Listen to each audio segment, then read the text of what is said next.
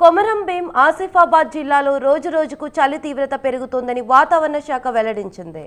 కనిష్ట ఉష్ణోగ్రతలు సాధారణం కంటే 2 నుంచి 4 డిగ్రీలు తక్కువగా నమోదు అవుతున్నట్లు తెలిపింది. రాష్ట్రంలో ఈశాన్య గాలులు చురుకుగా వీస్తుండటంతో చలి తీవ్రత మరింత పెరిగిందని పేర్కొంది. ఆసిఫాబాద్ జిల్లాలోని చలి తీవ్రత ఎక్కువగా ఉంది. పొగమంచు కారణంగా వాహనదారులు తీవ్ర ఇబ్బందులు పడుతున్నారు.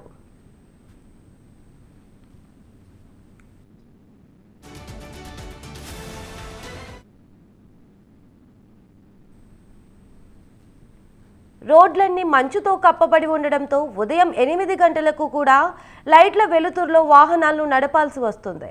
ముఖ్యంగా ఏజెన్సీ ప్రాంతాల్లో ఉష్ణోగ్రతలు గణనీయంగా పడిపోతుండటంతో ఆయా ఏరియాల్లో చలి తీవ్రత అధికంగా ఉంటుంది. ఉదయం 8 గంటలు దాటితే తప్ప సూర్యుడు కనిపించడం లేదు.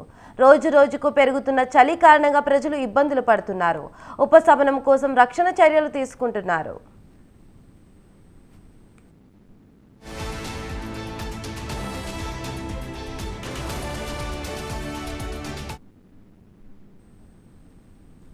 ఆసిఫాబాద్ జిల్లాలో కనిష్ట ఉష్ణోగ్రత 9.8 డిగ్రీల నుంచి 6.5 డిగ్రీలకు పడిపోయిందని తెలిపింది.